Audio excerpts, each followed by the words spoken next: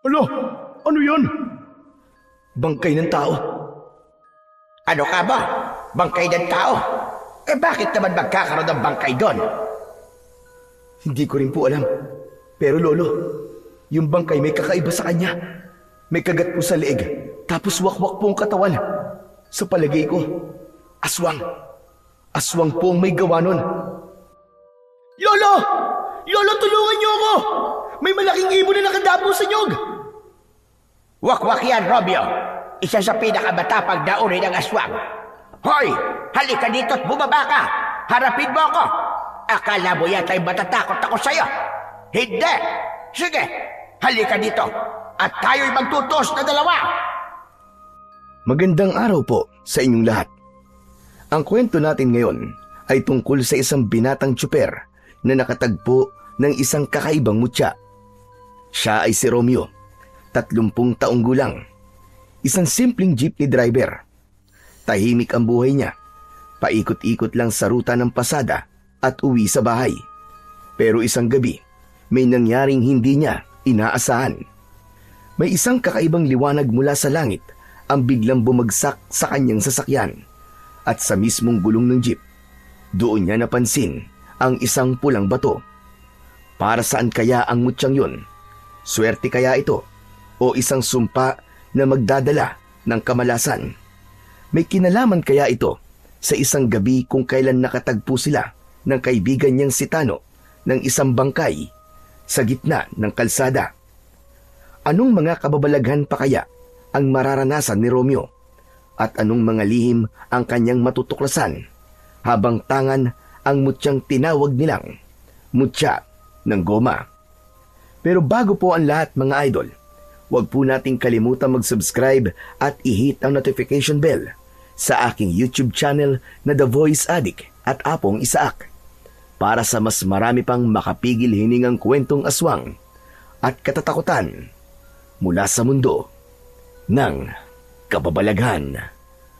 Umpisahan na po natin ang kwento. Madilim ang daan. Ang iilang poste ay halos wala ng ilaw. Tanging ang 2 dilaw na headlight ng jeep ang nagsisilbing liwanag sa makitid na lansangang papasok sa baryo. Tahimik ang paligid. Ang ingay lang na maririnig ay ang makina ng sasakyan at ang reklamo ng magkaibigang si Romeo at Tano.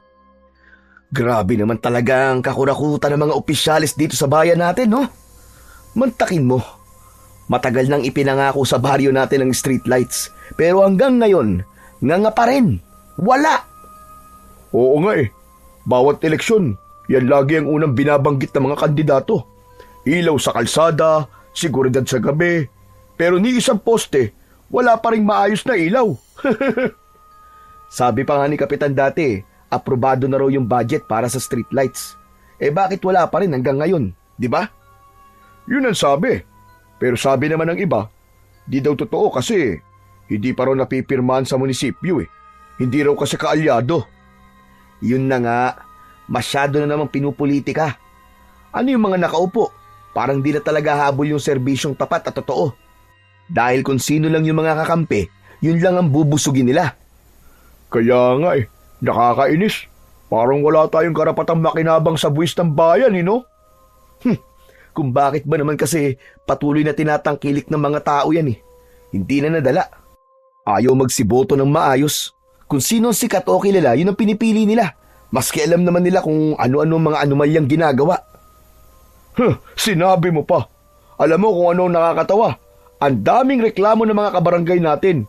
Pero landslide dito si Mayor. Paano? Nagpamigay ba naman yata ng tig 25 kilos na bigas sa bawat botante? At hindi lang yun, may kasama pang 500 piso. Kaya yun, panalo ang loko. Pero ako, hindi ko binoto yun. Kinuha ko lang yung bigas at 500, pero iba ang binoto ko, o diba? Ako man kinuha ko lang din.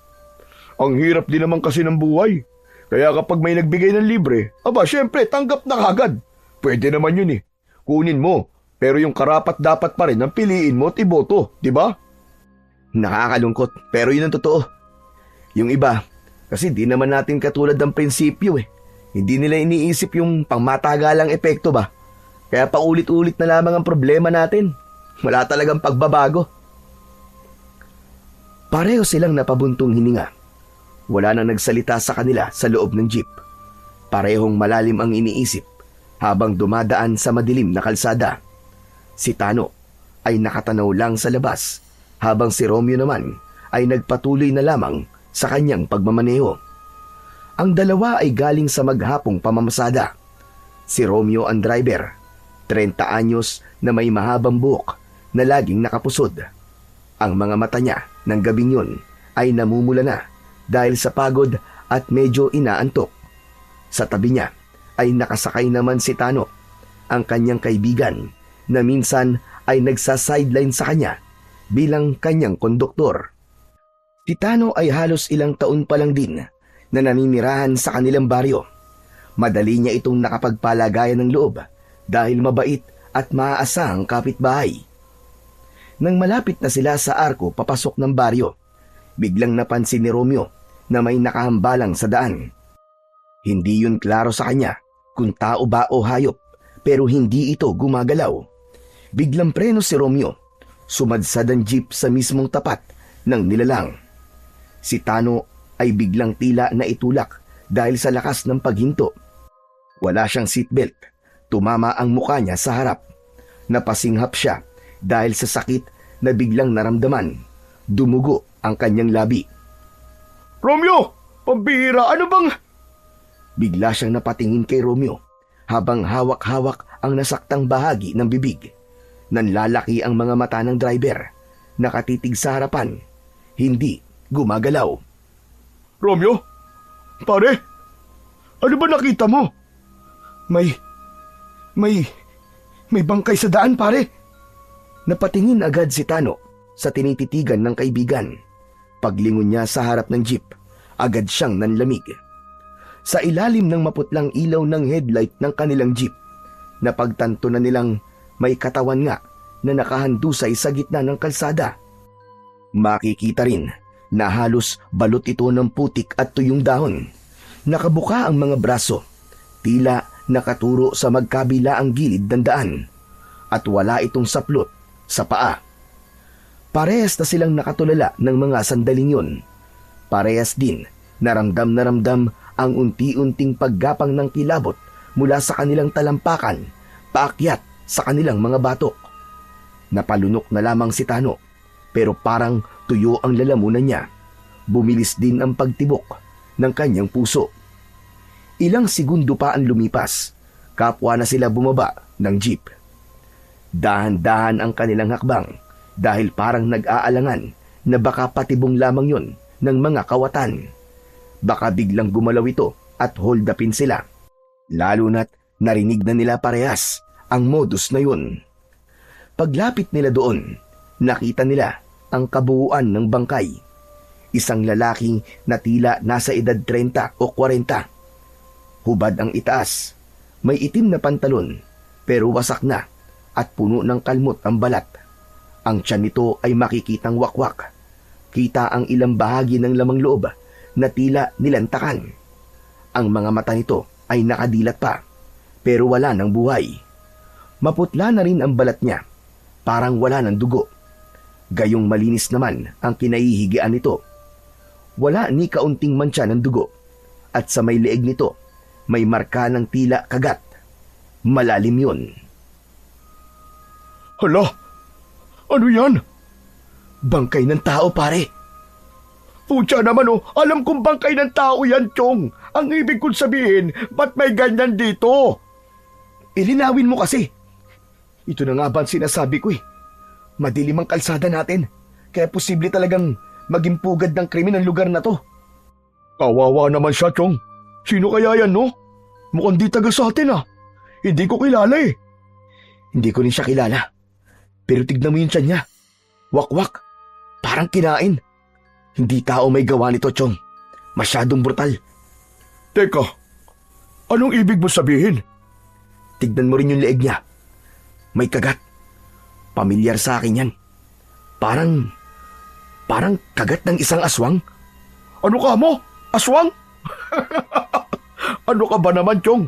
Nasa modernong panahon na tayo ngayon, ano? Bakit ka pa naniniwala sa mga ganyan-ganyan? Baka naman sinadyang itapon lang yan dito. Posibleng salvage, ganun. Ano na? O kaya, biktima ng mga sindikatong kumukuha ng mga lamang loob para ibenta sa black market. Di ba usong-uso ngayon yun? Hindi, Chong. Hindi ganun to, sigurado ko. Tignan mong mabuti, oh. Yung mga sugat niya, tignan mo. Di yan sugat ng kutsilyo o mga sandatang gawa ng tao. Chong, malinaw na kalmot ang mga yan. Hey, nako. Ewan ko sa'yo. Basta ako, hindi ako naniniwala sa mga aswang-aswang na yan. Matagal na tayong wala sa panahon ng mga alamat.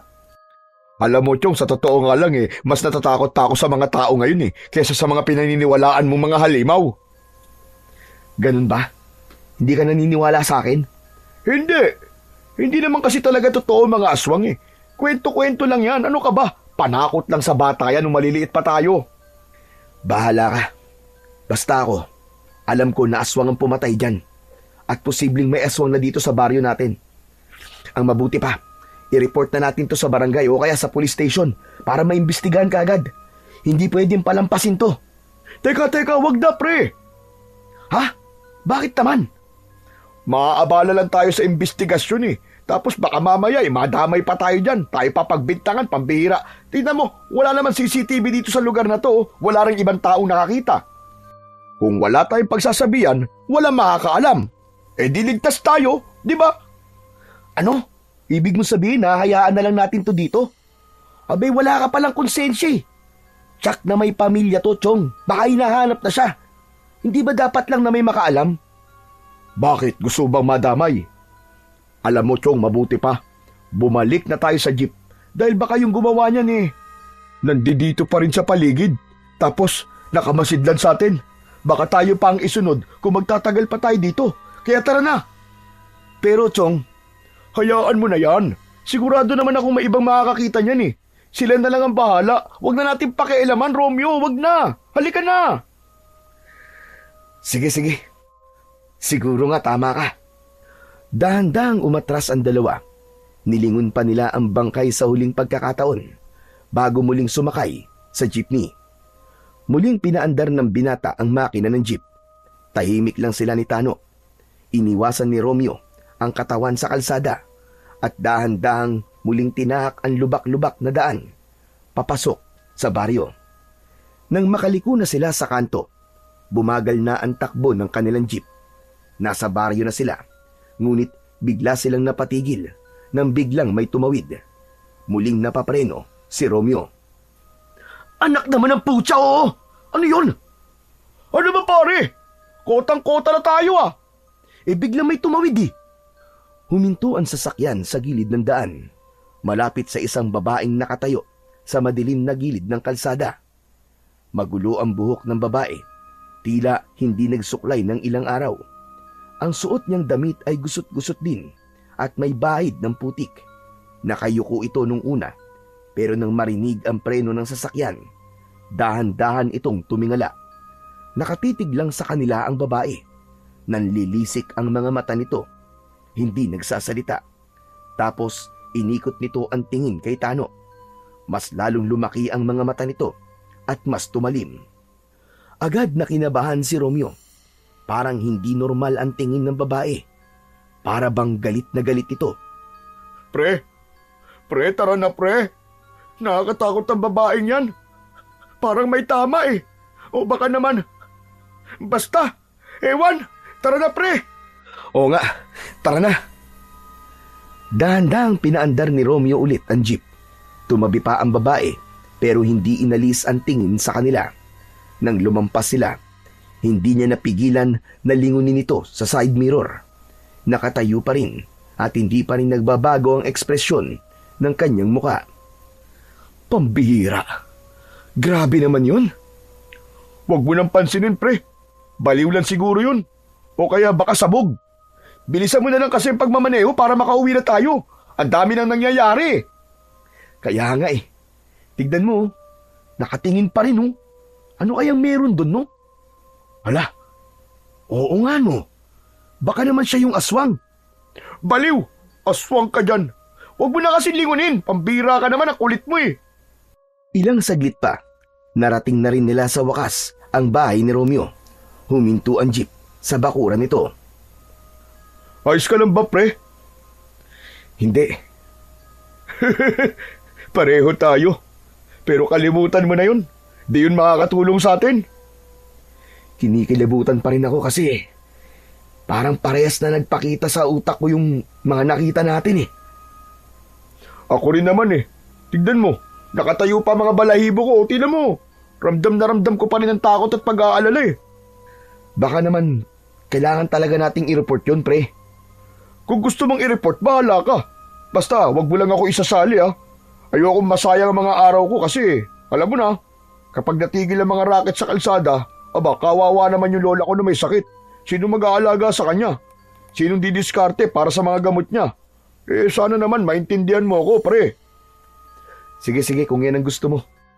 Pero mukhang tama ka nga. Ay, nako. Bahala na. O siya, sige. Uwi na ako. Bukas na lang ulit ha. Okay, sige. Ingat ka. Matapos iparada sa garahe ng bahay ang sasakyan, pumasok na sa loob ng kanilang bahay si Romeo. Pagbukas niya ng pinto, nakita niyang nasa sala pa ang kanyang lolo Benny. Nakaupo sa sopa, nakasando at may hawak na tabako sa kanyang kamay. Panay ang hititbugan nito sa yosi. Lo, pambihira, ano na naman yan? Di ba bawal po sa iyo manigarilyo? Eh, gayon lang naman to, apo. Eh, kanina pa kasi ako may nararamdaman eh. Nararamdaman? Bakit po? May masakit po ba sa inyo? Hindi yun. May nararamdaman akong kakaiba sa paligid. Hindi nga ako makatulog eh. O ikaw, kumusta naman na naging biyahe mo maghapon? Ayos lang naman po, Lo. Wala naman pong naging problema. Kaso ano? Lo, dun po sa kalsada malapit po sa arko. May nakita po kaming may nakita po kaming bangkay ng tao, Lo, na nakaharang po sa daan. Ano ka ba? Bangkay ng tao? Aba, bakit naman magkakaroon ng bangkay doon? Yun na nga po, hindi ko rin po alam, Lo eh. Pero Lo, yung bangkay po may kakaiba sa kanya. May kagat po sa leeg, tapos po wakwak yung katawan. Sa palagay ko nga po, Lo, aswang po may gawa nun eh. Sigurado ka ba? Ano ginawa nyo? Iniwan lang po namin. Ano? Bakit hindi nyo nireport? Hindi po natakot po kami ni Tano eh. Baka po kasi mapagbintangan pa kami tapos... Mali yun. Maling-mali ang ginawa nyo. Pambihira naman kayong dalawa. Mas lalo kayong mapagbibintangan sa ginawa nyo. Dapat nireport mo. Maski dyan lang kay Kapitan. Yun na nga, ayaw po kasi ni Tano eh. Kawawa daw po yung lola niya kapag nasangkot siya dito. May punto naman po siya. Wala naman po talaga kaming alam kung bakit may bangkay dun eh. Alam nyo na, minsan, kung sino pa yung mga saksi, sila pa ang nadidiin, di ba? Ang mahirap niyan, baka kami pa maging sospek kapag walang nahuli. Kung sa bagay, pero mali pa rin yun. Ano po bang dapat gawin, Lolo? Ay, nako. Sige. Hayaan mo na. Panigurado din naman na may makakakita dun bukas. Mabuti pa, huwag ka na munang bumiyahe bukas. Magpahinga ka na muna. Siguradong na-trauma ka sa mga nakita mo. Kaya nga po, Lo eh. Yung mukha po nung lalaki, nakapaskil na po sa utak ko. Saka parang naduduwal po ako kapag naaalala ko po yung wakwak na tiyan niya. Sinasabi ko na nga ba, may kakaiba talaga akong nararamdaman kanina. Masangsang din ang hangin. May aswang na pala talagang gumagala dito sa ating lugar. Yun na nga po sinasabi ko, Lo eh. Ayaw pong maniwala sa akin ni Tano eh. Pambihira, oo. Hindi talaga yun maniniwala. Kilala mo naman ang kaibigan mong yun. Maski sa akin, hindi nga yun naniniwala eh. Malaki talaga ang posibilidad na aswang ang may gawa nun, apo. Yung kinikwento mo sa akin na itsura ng bangkay, ganyan ang estilo ng pagpatay ng isang aswang na wakwak. Kaya lang, bakit dito sa baryo natin dinala yung bangkay? Saka bakit nasa kalsada? Di ba sabi mo, wakwak lang naman ang tiyan at naroon pa ang mga laman loob niya? Opo, Lo, naroon pa nga. Nakita ko pa rin po yung bituka. Naroon din po yung puso. Pero magulo po eh. Di ako sigurado kung kumpleto pa talaga yon. Hindi kaya Ano po, Lo? posible kayang sinadyang dalhin dito para kainin? Baka ang aswang, taga rito mismo sa baryo natin. Ano po, Lo? Taga rito sa baryo natin? Ibig sabihin po eh, may kababaryo po tayong aswang? Aba, sino naman po, Lo? Hindi ko masasabi kung sino. May mga aswang na marunong magtago ng tunay nilang katauhan, pati amoy, kilos at iba pang palatandaan. Kung minsan pa nga, kahit mga albularyo, hindi sila kagad makikilala. Naku po, nakakatakot naman po pala yun, Lolo. Hindi natin alam, nasa harap na pala natin yung mga aswang.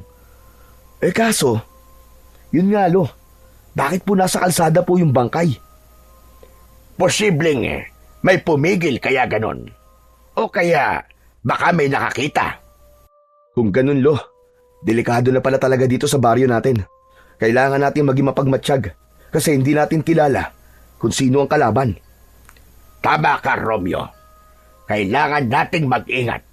Ikaw na lalo at inaabot ka ng gabi sa biyahe. Oo nga po eh. Pero kasama ko naman po palagi si Tano eh. Hindi sapat yon. Hayaan mo, Apo. At gagawa ako ng langis para kung sakali na lumapit sa atin o sa'yo yung aswang. Kahit na magbalat kayo pa siya, malalaman natin. Paano po yun, Lo? Kukulo ang langis kapag may malapit na aswang. Teka, ano naman pong klaseng langis yun? Ang langis na yon ay gawa sa itim na ugat ng sanggumay. Marami ako dito, pero bukas ko nalulutuin. Sige na, magpahinga ka na lang muna. Tulungan mo na lang akong gawin ito bukas. Sige po, Lo. Maaga pa lang ay gising na si Romeo habang nagkakape at pinagmamasdan niya ang kanyang lolo Benny na abalang naglalabas ng mga garapon at bote mula sa aparador sa kusina. Lo, ano pong kailangan kong gawin? Heto. Mamaya, pagkatapos mo dyan magkape, hugasan mo mga ugat na ito. Inilapag ng matanda ang isang bugkos ng mga itim na ugat. Tumayo si Romeo at inilapag ang kanyang tasa sa mesa. Pinulot niya ang mga ugat ng sanggumay. Makakapal ang balat nito, kulay uling at may kakaibang amoy na parang pinaghalong mapait at maasim. Dahil wala nang laman ang tasa, inumpisahan na niyang hugasan ng mga ito habang si Lolo Benny naman ay naghahanda na ng isang maliit na palayok. Bakit ba ngayon ko lang naisipan na gumawa ng ganito? Mabisa talaga ito, Apo. Sa pamamagitan nito, matutukoy natin kung sino ang aswang na nandito sa ating baryo. Pero Lo, paano po pag natukoy na natin kung sino po yung aswang? Ano na pong gagawin natin? Aba, ano pa nga ba? Kakalabanin ko siya, tulad ng ginagawa ko noon pa. Sus! Kaya niyo pa po ba yun, Lo? Noon yun bata pa po kayo nun. Malakas pa po ang katawan niyo nun. Ngayon, uugod-ugod ka na. Paano pa kayo lalaban yan? Anong matanda sinasabi mo? Hoy, ikaw na bata ka. Huwag mo kong maliitin, ha? Kahit ganito na ang itsura ko, matikas pa rin to. Malakas pa rin ako tulad ng dati. Baka hindi mo nalalaman. Ang tawag sa akin noon ng mga tao, Bening Bangis. Dahil ako lang naman ang nakapatay sa 3 pinuno ng aswang sa iba't ibang lugar noon. At kailan ka naman po nakapatay ng 3 aswang, Aber? Di ka naman lumalayo dito sa bahay, ah.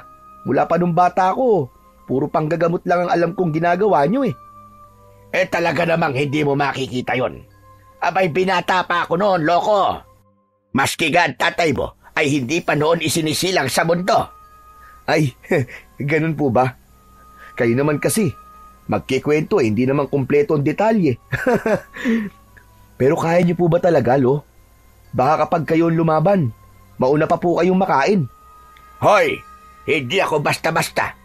Itong mga kamay na to, nakasakay na ng mabangis na aswang. At itong likod ko, sumasakit na kapag malamig ang panahon. Yun ang totoo, Lo. Abat loko ka talaga bata ka, Wala ka ba talagang bilib sa lolo mo? Meron naman, Lo. Kaso, real talk lang po. Doon lang tayo sa totoo. Hindi nyo na po kaya. Matanda na po kayo, Lo. Hindi ka na malakas tulad ng dati. Ang mabuti pa, Lo, kailangan natin ng plano. Hindi yabang. Kung matutukoy natin kung sino ang aswang, kailangan po may sistema kung paano natin siya masusukol. Hindi pwedeng bara-bara lang. At saka, Lo, hindi kita papayagan na lumaban pa. O siya. Bahala ka kung anong gusto mo. Sige, tuloy mo na yung ginagawa mo. Punasan mo na yung mga ugat na nahugasan mo. Kailangan mong tuyuin bago ko hiyalo sa langis ng nyog. Habang pinupunasan ni Romeo ang mga ugat, sinimulan na ni Lolo Benny ang paglalagay ng langis ng nyog sa palayok. Nang mainit na ito, dahan-dahang nilagyan ito ng pinatuyong balat ng anunas at pagkatapos ay ang ugat naman ng sanggumay. Agad na rin niyang isinunod. Paisa-isa lang ang lagay. Paano po natin malalaman kung tama po ang timpla niyan, Lolo? Malalaman mong tama na ang timpla nito kapag naging malinaw na. Tapos maaamoy mo na yung aroma na parang amoy ng pinatuyong dahon ng bayabas. Yun ang tama. At ito habang niluluto, dapat palaging hinahalo. Parang ganito. Sa patuloy na paghahalo ni Lolo Benny, napansin ni Romeo na unti-unting nagbabago nga ang kulay ng langis. Mula sa karaniwang dilaw na mamantika, naging matingkad na kayumanggi ito hanggang sa tuluyang umitim na parang uling. Maya-maya, habang patuloy sa paghalo, lumilitaw ang bahagyang paglinaw ng timpla. Kapwa nakatuon ang maglolo sa proseso hanggang sa biglang dumating si Tano. Dire-diretso itong pumasok sa bukas na pinto. Diretso sa kusina. Uy! Ano yan, ha? Ang bango, ah! Agad itong lumapit sa lamesa at nakigulo sa ginagawa ng maglolo. Hinawakan ito ang iba pang sangkap na nasa lamesa. Inamoy-amoy ang ilang dahon at iba pa. Hoy, ikaw, wag mong galawin ang mga yan. Maselo ng paggawa ng langis na to. Pantukoy ito ng aswang. Ha? Ano, Lolo Benny? Anong pantukoy ng aswang? Alam ko na. Mukha nagsumbong sa inyo to kagabi, no? At naniwala naman po kayo na aswang nga may gawa nun. Susmi naman, Lolo. Umalis ka na nga muna rito. Huwag mong istorboy ng pagluluto ko.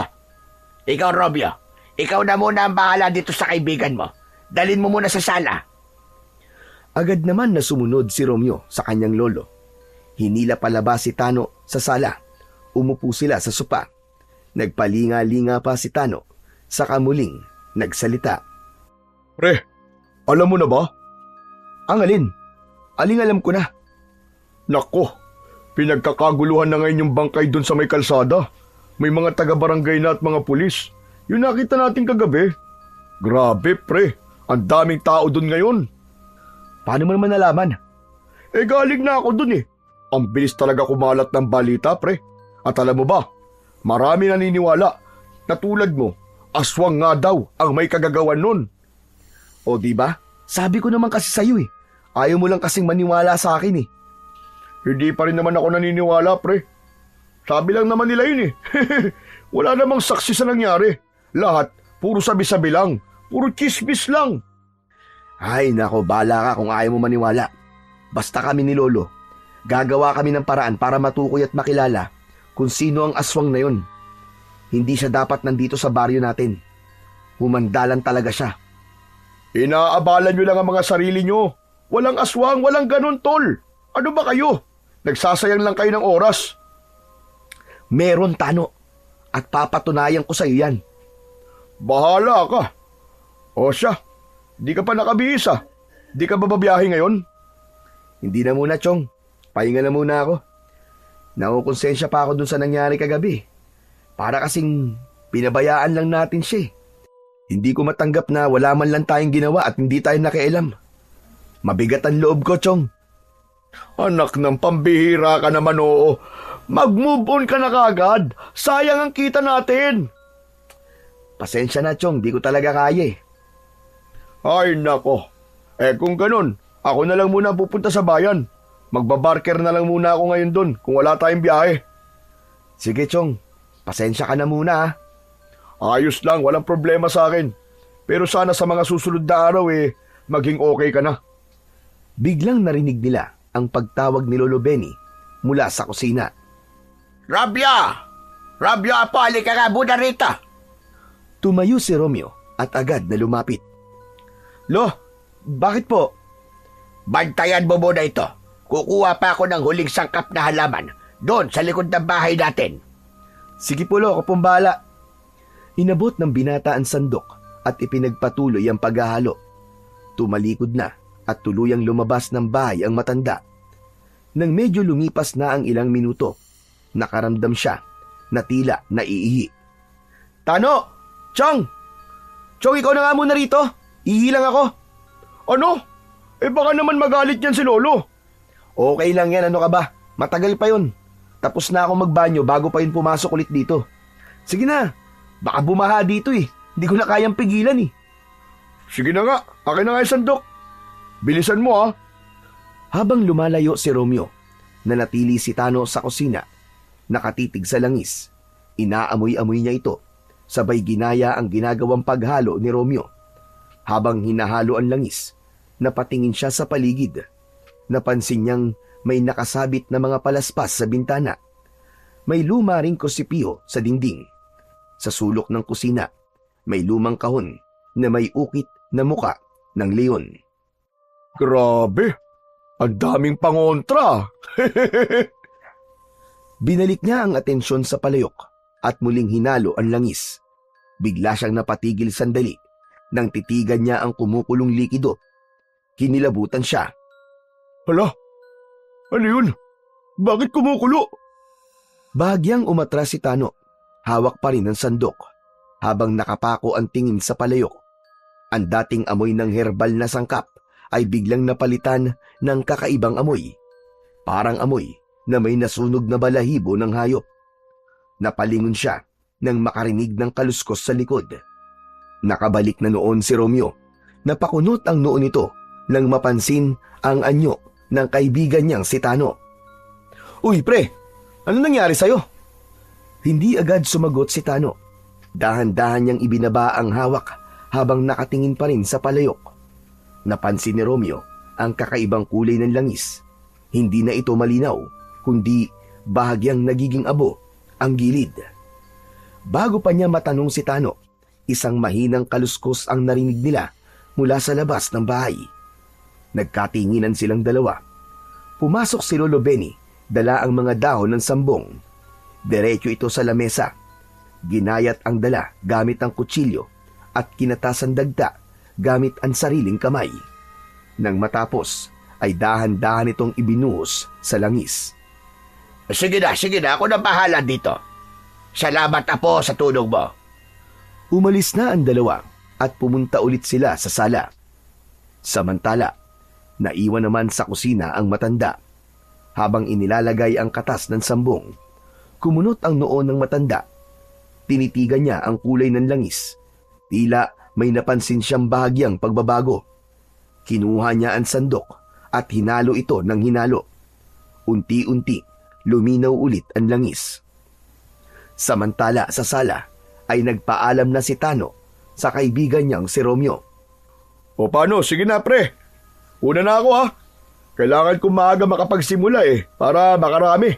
Naubos na yung gamot ni Lola Mabuti na lang at gumaganda-ganda na ang pakiramdam niya ngayon.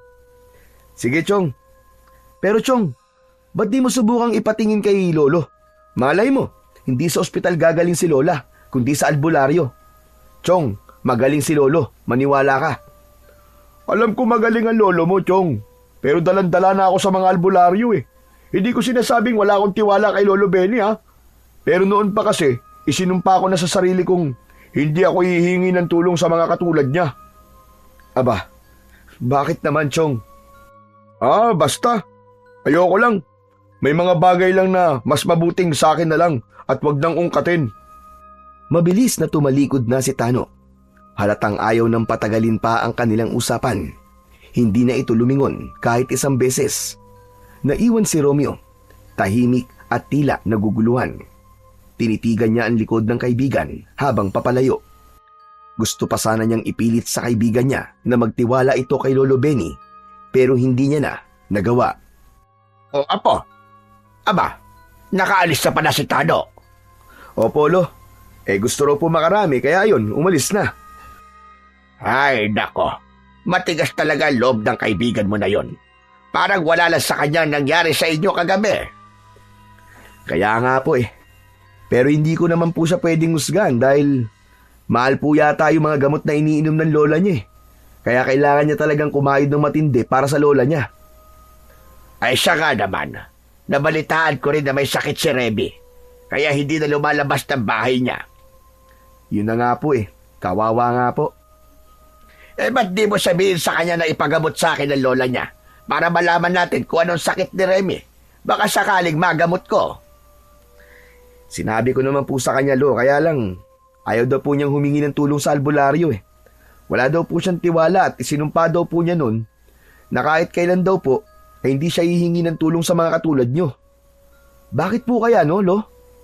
Malamang may naging masamang karanasan sila sa isa sa amin o baka naman may ginawang isang albularyo nun na hindi niya matanggap.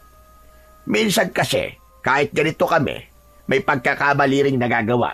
Lalo na yung mga nagpapanggap lang na may kapangyarihan. Tama ka, Lo.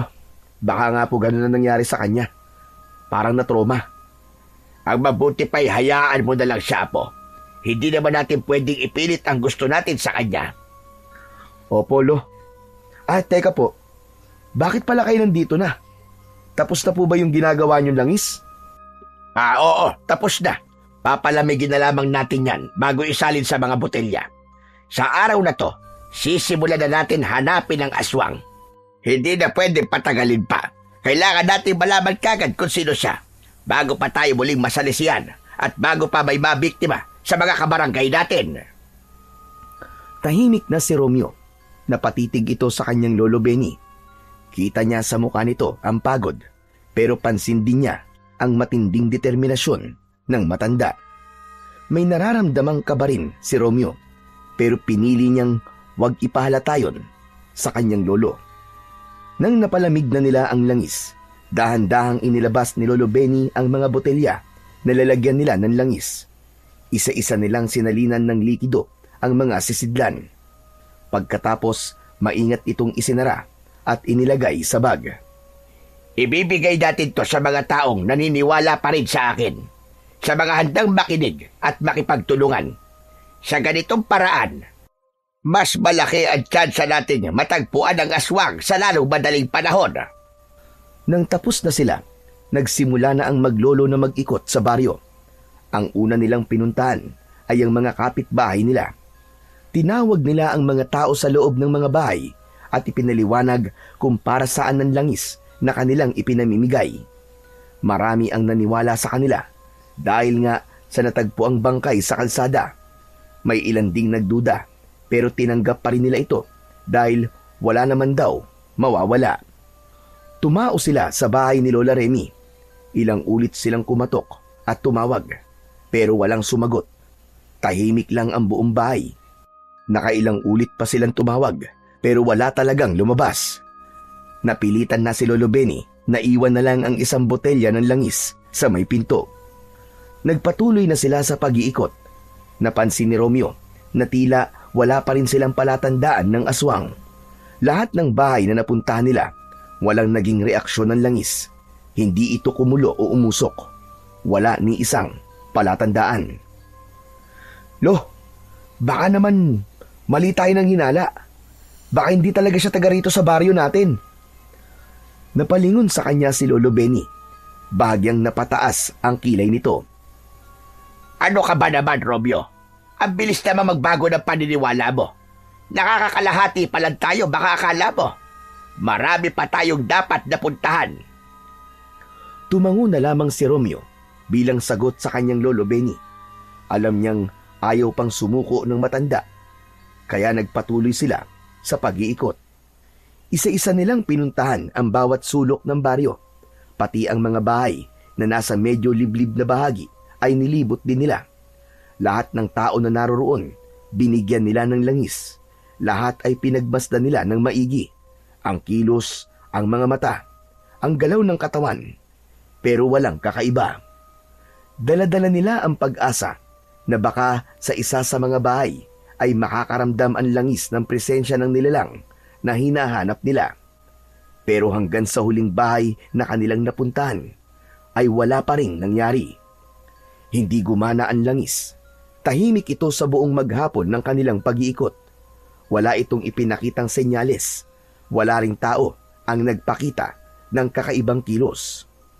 Sa huli, napilitan na silang umuwi. Tahimik na silang umuwi. Halata sa muka ni Lolo Benny ang pagod at pag-aalala. Sa kabila ng lahat ng kanilang ginawa, hindi nila nakita ang aswang. Hindi nila natukoy kung sino sa baryo ang maaaring may itinatagong sikreto. Hanggang sa nakadama na si Romeo ng pagkabigo. Pagdating nila sa bahay, inilapag ni Lolo Benny ang natitirang mga bote ng langis sa gilid. Lo, hindi talaga siya taga rito. Mali talaga tayo. Kailan man, Apo? Hindi pa ako nagkakabali sa kutob ko. Nandito lang siya at natitiyak ko yun. Baka nagtatago o baka nasa ibang lugar pa. O baka may mas matindi pang dahilan na hindi pa natin alam sa ngayon. Hindi na sumagot si Romeo sa kanyang lolo. Sa kanyang isipan, bumalik bigla ang itsura ng bangkay na nakita. Bumalik ang takot at pag-aalala na nasa malapit lang ang panganib. Pagdating ng hapon, tinawag ni Lolo Benny si Romeo na abala sa paglilinis ng kanyang sasakyan. Apo, magsunog ka ng goma dito sa harap. Bakit po, Lo? Pagtaboy sa aswang, hindi makakalapit yan sa amoy ng nasusunog na goma. Hindi natin alam kung nasa paligid lang siya. Kaagad naman na sumunod si Romeo sa inutos ng kanyang lolo. Inilabas niya ang ilang lumang gulong mula sa gilid ng bahay nila at inilagay sa harap ng bakuran. Siniliban niya ito gamit ang konting gas at posporo. Saglit lang ay sumiklab ang apoy. Kumapal ang usok. Umalingasaw ang matapang at masangsang na amoy ng nasusunog na goma. Ayon kay Lolo Benny, ang usok na mula sa nasusunog na goma ay hindi kayang tiisin ng mga nilalang na galing sa dilim. Habang patuloy ang pag-alab ng apoy, dumaan si Tano. Napahawak siya sa dibdib at nagsimulang umubo. Nakita niyang galing kina Romeo ang nalalanghap na usok. Agad niyang pinuntahan ang kaibigan. Romeo, anong ginagawa mo? Ano pa nga ba, di nagsusunog ng goma? Oo, alam ko. Nakita ko nga eh. Pero ang tinatanong ko, para saan yan? Bakit ka nagsusunog? Ano na naman kabaliwan yan? Anong kabaliwan sinasabi mo? Hindi kabaliwan to, no? Pantaboy to ng aswang, Chong, para hindi makalapit dito sa atin. Ano ka mo? Aswang na naman? Pambihira. Hindi mo ba alam na delikado yan? Mahihirapan na namang huminga niyan si Lola sa loob ng bahay namin. Pero Chong, inutusan kasi ako ni Lolo eh. Sabi niya, epektibo raw to eh. Kahit pa, Chong. Kayo lang ba nakatira dito? May matatanda, mga bata. Aba, sobrang baho naman yan, Chong. Nagsimula nang tumaas ang boses nila. Nagsisigawan na ang dalawa. Halatang pareho silang tensyonado. Lumabas na si Lolo Benny mula sa loob ng bahay. Hoy, ano ba yan? Tama na! Romeo, Tano! Ay, nako. Tano, pasensya ka na. Hindi namin gustong makaperwisyo sa inyo. Pasensya na rin po, Lolo Benny, pero sobra po talaga baho niyang ginagawa niyo eh. Saka isa pa, pinagbabawal na po sa barangay natin yan ah. Pambihira naman oo. Kung mamatay ang lola ko dahil dyan sa paniniwala niyo na yan, pananagutan niyo po ba? Teka lang, Chong. Abay, sobra ka naman na yata. Huwag mong pagtaasan ng boses ang lolo ko ha. Pwede ka naman makipag-usap na maayos eh. Kung hindi pwede, hindi pwede. Pwede naman patayin ng apoy. Sobrang OA mo naman. Ako pa ngayon ng OA ah. Gusto niyo ba magharap-harap tayo sa barangay eh? Tama na yan, tama na! Hindi matatapos ang usapan na to kung ganyan kayo. Sige na, Romeo. Patayin mo na ang apoy. Madali ka. Tumango si Romeo. Agad siyang tumakbo sa likod ng bahay. Kumuha siya ng isang balding tubig at ibinuhos sa nasusunog na goma. Umusok pa ito ng konti pero unti-unti na ring nawala ang apoy. Chong, pasensya ka na ha. Di ko talaga intensyon. Nawala din sa isip ko yung kalagayan ng lola mo eh. Huwag mo nang uulitin, Chong ha. Gusto ko lang ipaalala sa inyo na hindi lahat ng pinaniniwalaan nyo tama para sa lahat. Lumakad na ito palayo. Naiwan naman ang maglolo. Si Romeo, hawak pa rin ang balde na wala ng laman. Tahimik siyang lumingon kay Lolo Benny. Lo, matanong ko lang, mali ba ako? Nagkamali ba tayo? Hindi. Pero siguro nga, may tama din si Tado. May mga bagay na tama para sa atin, pero ikakapahamak naman pala ng iba. Ayusin na lamang natin sa susunod. Gagamit na lang tayo ng ibang paraan. Tumango si Romeo. Pumasok na sila sa loob ng bahay. Unti-unti, nilamon na ng dilim ang paligid. Dahil hindi na nila magagawa ang pagsusunog ng goma, inutusan ni Lolo Benny si Romeo na magsaboy ng asin sa paligid ng bahay. Nagsabit din siya ng mga bawang sa bawat bintana at pintuan. Habang ginagawa ito ni Romeo, napatingin siya sa kabila. Nasa balkon si Tano. Nagkatinginan sila. Kinawayan niya ang kaibigan, pero hindi siya tinugon nito. Bagkus ay pumasok ito sa loob ng bahay. Halatang galit pa rin. Malungkot naman na pumasok ang binata sa kanilang bahay. Oh, ano ba nangyari sa iyo, Apo? Bakit parang Biyernes Santo naman yung mukha mo? Paano, Lo? Mukhang galit pa rin po sa akin si Tano eh.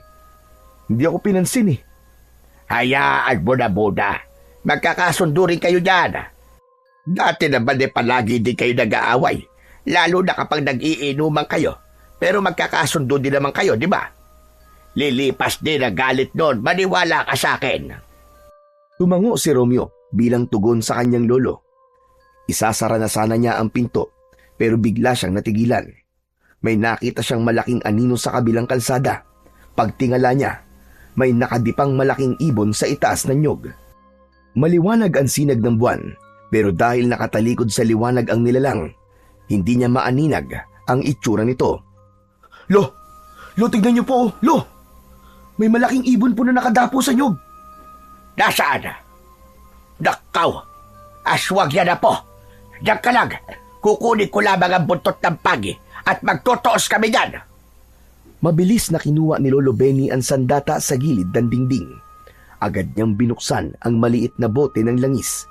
Ibinuhos ito sa dulo ng latigo at sinabayan ng bulong na tila isang orasyon at tumingin sa kanyang apo. Oh, ano pang tinitignan mo? Halika na, baka makatakas pa yon. Agad namang kinuha ng binata ang flashlight niya. Sabay silang lumabas ng kanyang lolo. Ramdam na ramdam ni Romeo ang mabilis na pagtibok ng kanyang puso habang nilalapitan nila ang puno ng nyog.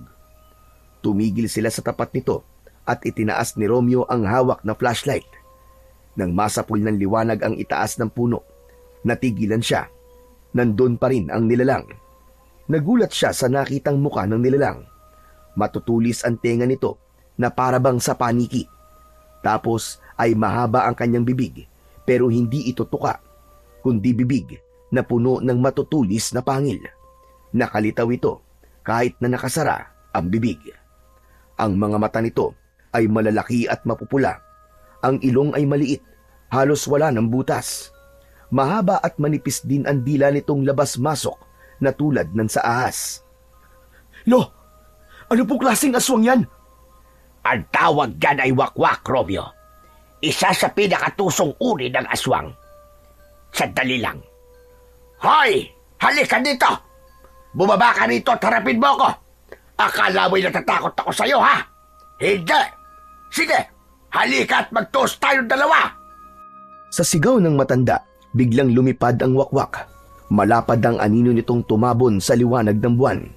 Umikot-ikot pa ito sa ere at nagpakawala ng malakas na sigaw.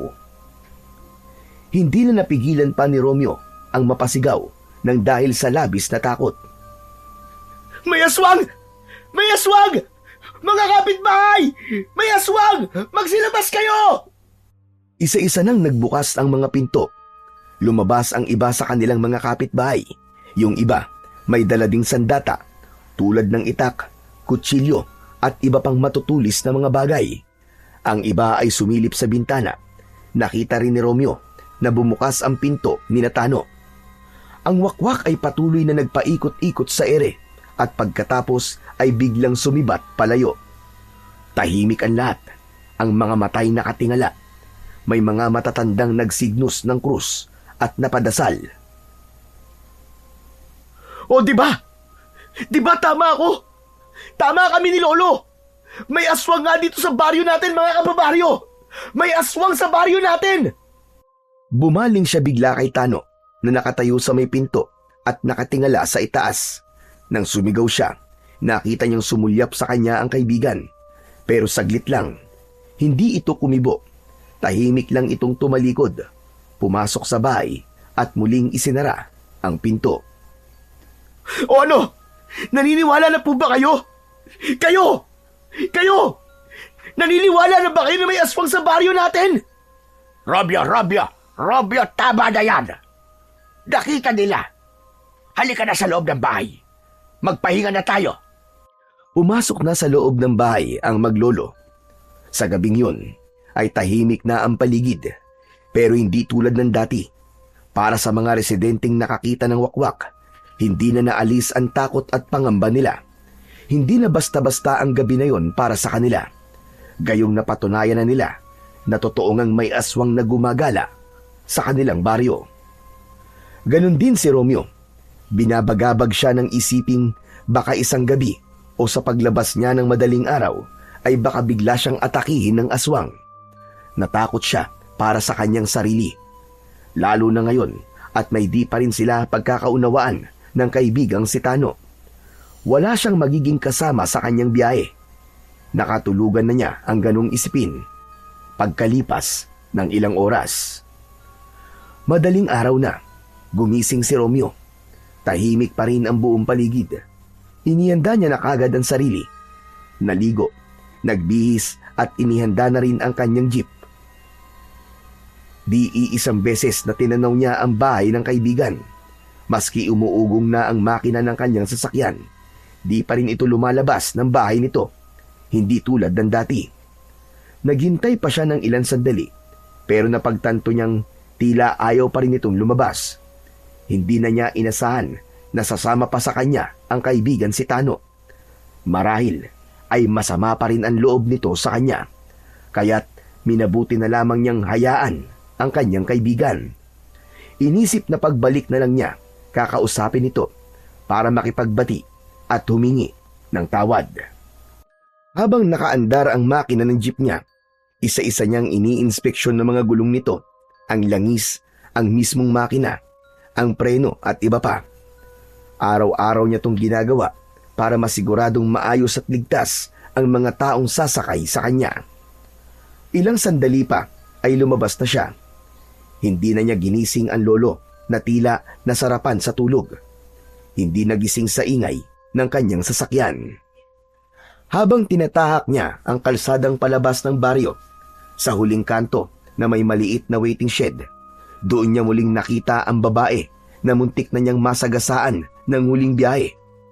Nakasama niya si Tano. Tulad ng una niya itong makita, magulo pa rin ang buhok nito. Madungis ang damit. Nakaupo sa may waiting shed, ni walang saplot sa paa. Nang mapatapat ang jeep, huminto si Romeo. Miss, ayos ka lang ba? Ano bang ginagawa mo rito? Dahan-dahang tumingin ang babae sa kanya. Sa kabila ng dumi sa kanyang muka at katawan, kapansin-pansin pa rin ang ganda nito. Maputi ang kutis nito, mahaba ang pilik mata, at mapungay ang mga mata. Ngunit may kung anong lungkot at takot sa mga titig nito. Miss, may kailangan ka ba? Gusto mo bang isakay kita? Saan ka ba papunta? Hindi. Hindi ko kailangan ng tulong. Umalis ka na. Umalis ka na! Pero miss, delikado dito. Wala kang kasama tapos ganitong oras pa. Alam mo ba, may gumagalang aswang sa baryo na to. Nakita namin kagabi. Kaya kung ako sa'yo, sumakay ka na. Ihatid kita kung saan ka man nakatira. Alam ko. Pabayaan mo nga ako. Umalis ka na! Aba, Bakit ba ang sungit mo? Ano ba kasing ginagawa mo dito? Hindi ka naman taga rito, di ba? Eh bakit ka ba kasi nakikialam? Ano bang paki mo kung hindi ako taga rito? Ano bang paki mo sa ginagawa ko? Nagmamalasakit lang naman ako eh. Alam mo miss, huwag kang pag-alagala ng ganitong oras at baka mamaya ikaw pa ang pagkamalang aswang dahil sa itsura mo na yan. Teka, baka naman. Diyos ko po. Tumigil ka ha? Hindi ako aswang. Umalis ka na. Ayoko sumakay. Ayoko ng tulong mo. Suplada naman ito. Eh di wag. Bala ka na nga dyan. Sandaling natahimik ang babae. Yumuko ito. Hawak ang laylayan ng kanyang maruming damit. Napansin ni Romeo na tila nanginginig ang mga balikat nito. Hindi dahil sa galit, kundi dahil sa takot o pagod. Miss, sigurado ka ba talaga? Nagsimulang lumakad papalayo sa kanya ang babae. Hindi na ito lumingon. Diretso ang lakad palayo. Si Romeo naman, bahagyang napapailing at bumuntong hininga. Muling pinaandar ang jeep at tinuloy ang biyahe papunta sa bayan. Habang papalayo na siya sa baryo, napansin niyang tila may kakaibang liwanag sa langit. Parang mga mumunting kidlat sa ulap, kahit wala namang kulog. Ngunit hindi niya masyadong pinagtuunan yun ng pansin. Maya-maya pa ay bigla siyang napatigil nang makaramdam ng pananakit ng pantog.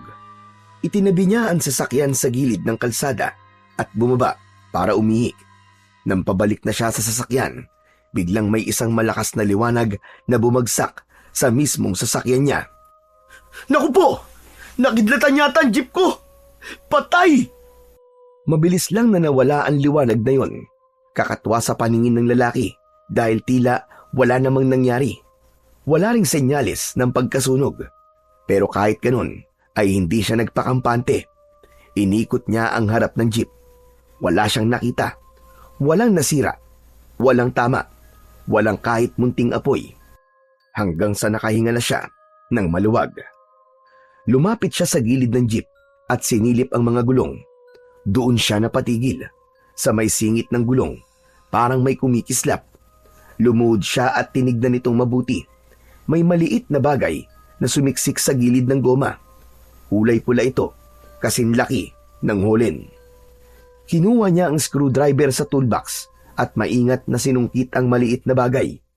Nahulog ito sa lupa at agad niya itong pinulot. Pagdampi ng kamay niya dito, parang may kuryenteng biglang dumaan sa balat niya.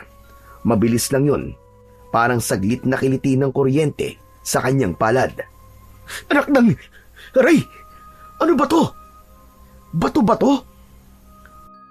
Wala siyang ideya kung ano yon, kaya ipinasok na lang niya sa kanyang bulsa. Bumalik siya sa loob ng jeep at nagpatuloy niya sa kanyang biyahe. Habang nagmamaneho siya, biglang nangati ang likod niya sa bandang gitna, sa parteng halos hindi niya maaabot. Hindi yun basta pangangati lang, ito yung klase ng kate na nakakainis, na parang lalong tumitindi kapag hindi nakamot. Ano ba naman to ang kate? Buisit! Ayaw paawat Sinubukan niyang abutin ito gamit ang hintuturo, pero kulang. Hindi niya maabot, kaya inikot niya ang balikat, inuunat ang braso, at pilit na inaabot ang makating bahagi. Sa gulat niya, bigla niyang naabot ng walang kahirap-hirap. Ay, salamat! Ang sarap pagkamot! Ang sarap talaga! Damang-dama niya ang ginagawa habang kinakamot ang makating bahagi ng likod. Hindi niya napansin na ang braso niya ay bahagyang humaba. Hindi lang basta umabot, kundi literal na umunat. Ang mga buto sa kanyang braso ay tila nanlambot at naging parang goma. Hindi niya kagad ito napansin. Parang normal lang yun. Akala niya ay dahil lang sa tamang anggulo ng katawan at pag-ikot ng balikat, kaya niya ito naabot. Muli niyang ibinalik ang kamay sa manibela. Hindi alintana ang kakaibang nangyari sa kanyang katawan. Wala siyang kaalam-alam na ang bagay na nakasingit sa gulong ng kanyang jeep, ang maliit na pulang batong bilog na kasing laki ng hulin, ay nagsisimula ng magkaroon ng epekto sa kanyang katawan. Sa araw na yon, ay may kakaiba. Pagdating pa lang niya sa terminal, mabilis na napuno ang jeep niya. Maganda ang naging simula ng araw niya. Pagkatapos ng unang biyahe, halos walang patlang ang biyahe niya. Palagi pang napupuno. Yung tipong kapag may bababa ay may kagad na sasakay. Sa dami ng pasahero, halos hindi na siya inabot ng oras para magpahinga. Di bale, ayos to. Mukhang paldong kita ngayon. Nang bandang tanghali, pumarada muna siya sa terminal at kumain ng tanghalian. Nang matapos, pagbalik niya sa sasakyan, nakita niya si Tano na nagbabarker sa kabilang sasakyan. Nagkatitigan sila pero biglang iniiwas ng kaibigan ang tingin sa kanya. Tumalikod si Tano. Napakamot naman sa ulo si Romeo. Anak ng 7 kagaw, oo.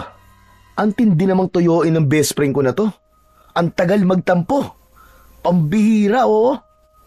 Hindi na niya kinulit ang kaibigan. Sa halip, tinuloy na niya ang kanyang pamamasada.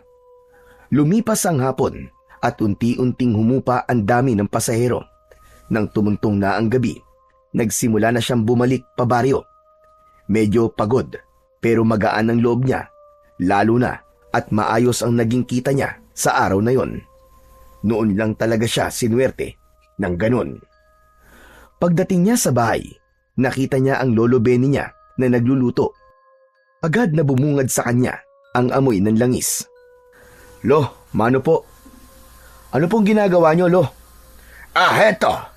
Nagluluto ako ng langis. Para saan po yan? Nilagyan niyo po ulit ng itim na ugat? Oo, Apo. Nagluluto ulit ako. May nangyari kasi kanina eh. Aba, ano po yun? Ano po nangyari? May nagpagamot kasi dito kaninang babae. Natawas ko na binarang. Matapos kong mapasanib yung mambabarang sa pasyente, kinuha ko ang langis para makumpirma kung nakasanib na ba ang mambabarang. Hindi kumulo yung langis. Tinawanan pa ako ng hayop na mambabarang na yon. Talaga, Lo? Hindi gumana yung langis nyo? Yun na nga rin ang ipinagtataka ko eh. Alam ko naman na tama ang timpla natin. Tama rin ang mga sangkap na nilagay ko. Pero bakit hindi gumana? Bakit nga kaya, Lo, no? Baka may mali sa naging proseso natin ng paggawa. Kaya heto, inuulit ko na lang. Ikaw, kumusta naman ang naging biyahe mo? Ayos na ayos po, Lo. Marami pong pasahero ngayon. Nakabawi po kahit papano. Aba, mabuti naman kung ganon. Apo, bigyan mo nga ako bukas ng pambayad sa kuryente natin, ha? Medyo malapit na ang due date. Yung po ba, Lo? Wala pong problema. Sagot kita, Lo. Umupo na si Romeo sa may lamesa. Pinagmasdan niya isa-isa ang mga bagay na naroon. May ilang piraso ng itim na ugat, kinatas na sambong, tuyong damo na nakatali sa abaka, may kandilang nakasindi at iba pa. Apo, iabot mo nga yung kinatas na sambong. Ilalagay ko na rito. Konting tiis lang ng gutom, han eh. Malapit na rin ang niluluto ko. Wala sa sariling inabot ni Romeo ang mangkok na may berdeng likido. Medyo malayo ito sa kinauupuan niya. Iniunat niya ang kanyang braso at humaba ito. Lo, ito na po. Ay, Diyos ka! Ano nangyayari sa iyo, Apa? Nagulat si Romeo sa biglang pagsigaw ng kanyang lolo. Napatitig siya sa kanyang kamay. Doon lang din niya napansin. Ah! Lo! Lo, ano to? Ano ba? Bakit ganyan ka? Diyos ko, Romeo! Ano nangyayari sa iyo? Hindi ko po alam, Lo. Hindi ko po alam. Ah! Bakit ganito ang kamay ko? Humaba! Agad na inabot ni Lolo Benny ang mangkok na hawak ng apo at nakuha pang ilagay yon sa niluluto. Pagkatapos ay pinatay na niya ang apoy. Samantala si Romeo naman ay panay na ang sigaw. Tumayo siya mula sa pagkakaupo. Pinilit niyang igalaw ang braso pero nakalaylay lang ito. Agad na gumapang ang takot at kaba sa buong katawan ng binata. Apo, humilahog ka. I-relax mo. I-relax mo lang. Lo, ayaw, Lo eh. Ayaw bumalik, Lo eh. Ilang saglit pa at napaupo siya sa saig. Nanghina siya sa takot. Tumulo ang pawis sa kanyang noo at sa isang iglap, Nahimatay si Romeo. Agad naman na lumapit si Lolo Benny sa kanyang apo. Nakita niyang unti-unting bumalik sa dati ang braso ng kanyang apo.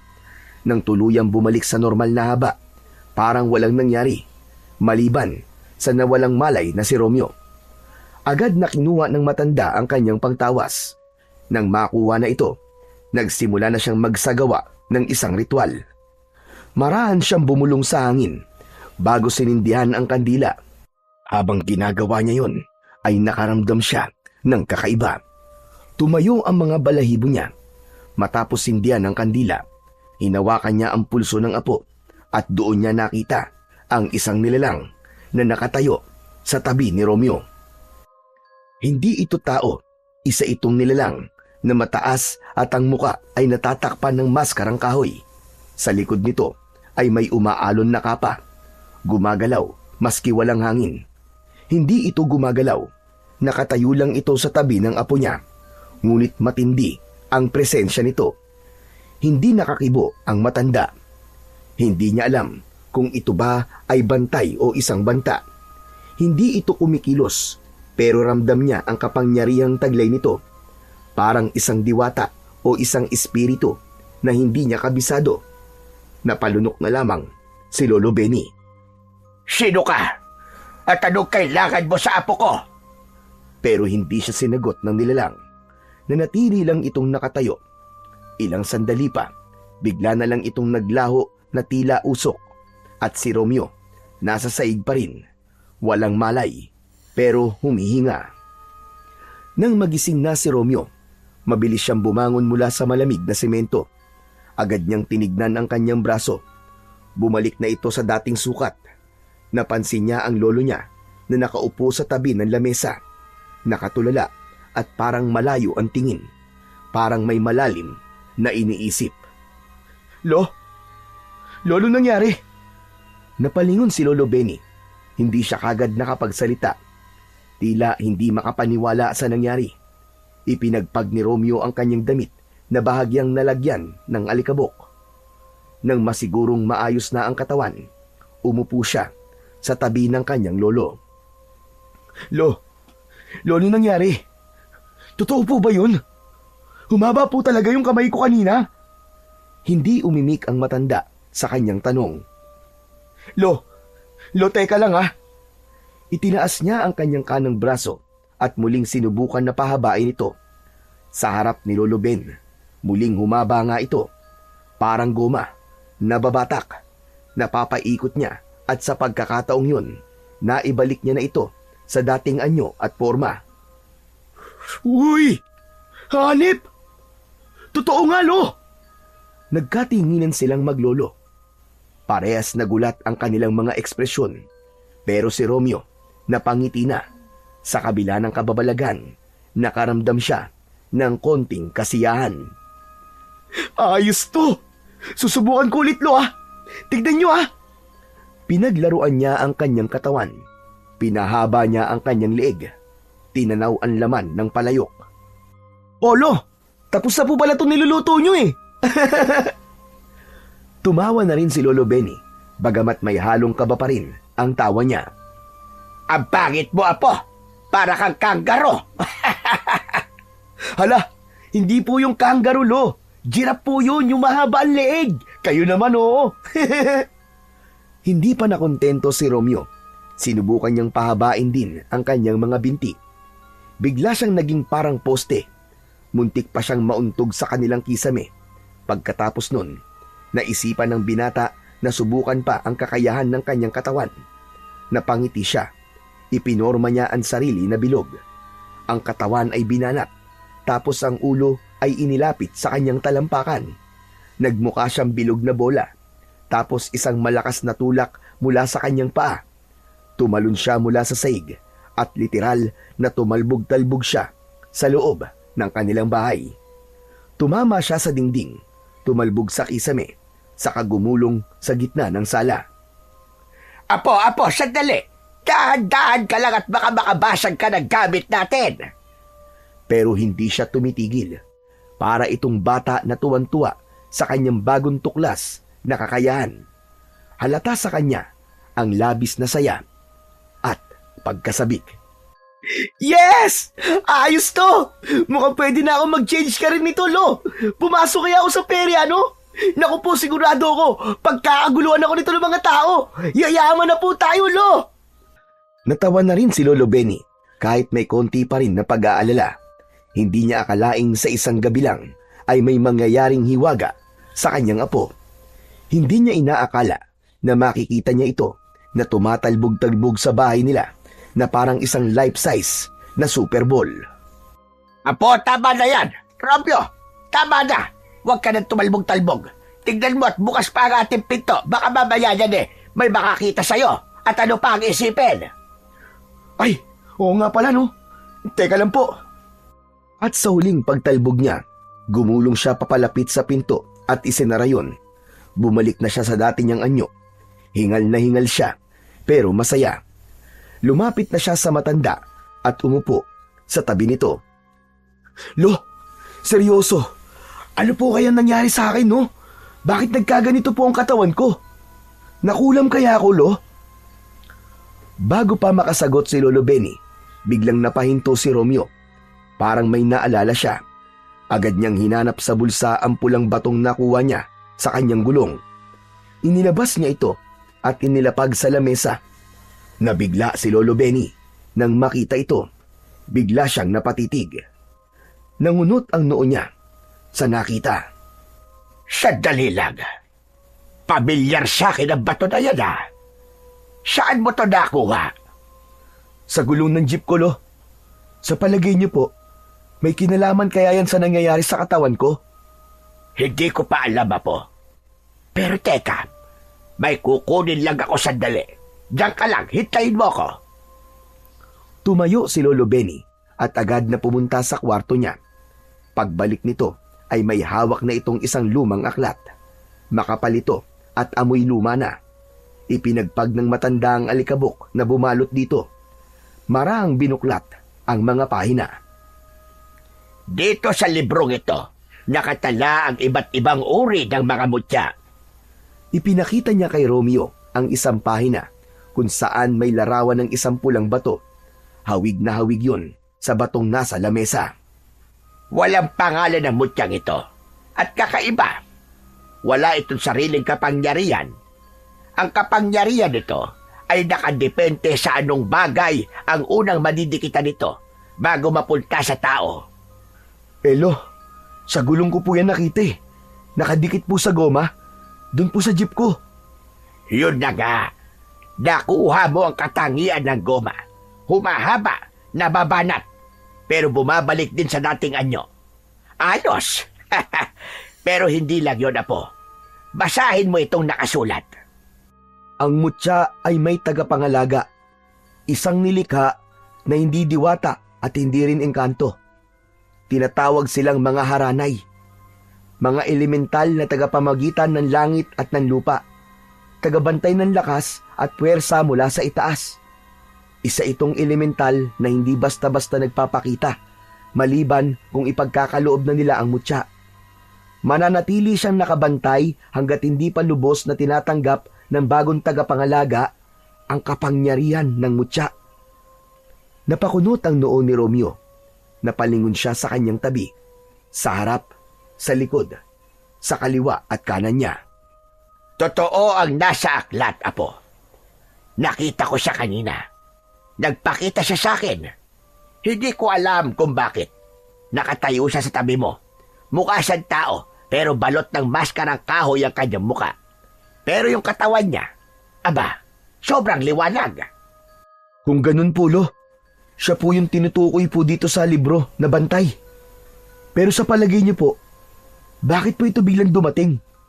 Sinadya ba talaga na mapunta sa akin ng mutya o nagkataon lang? Tumawa si Lolo Benny sa sinabi ng kanyang apo. Hindi ko pa alam sa ngayon, Apo. Sa totoo lang, hindi ko alam kung ano ng trip ng haranay na yan at kung bakit sa'yo ipinagkaloob ang mutya.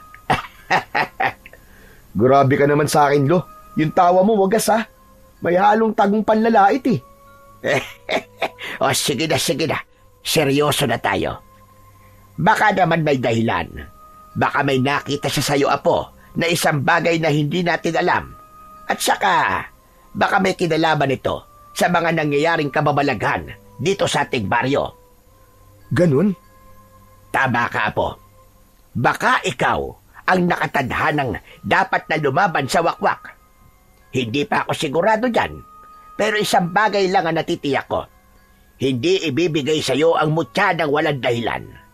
Hindi mo magagamit ang mutya kung wala itong tiwala sa pinili niya. Tahimik na sumandig si Romeo sa upuan at muling tinitigan ang mutya. Samantala, si Lolo Benny naman ay napatitig sa mutya.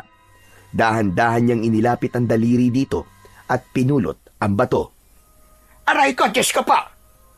Bigla niyang nabitiwan ng mutya nang maramdaman ang tila matinding init na sumuot sa loob ng kanyang balat.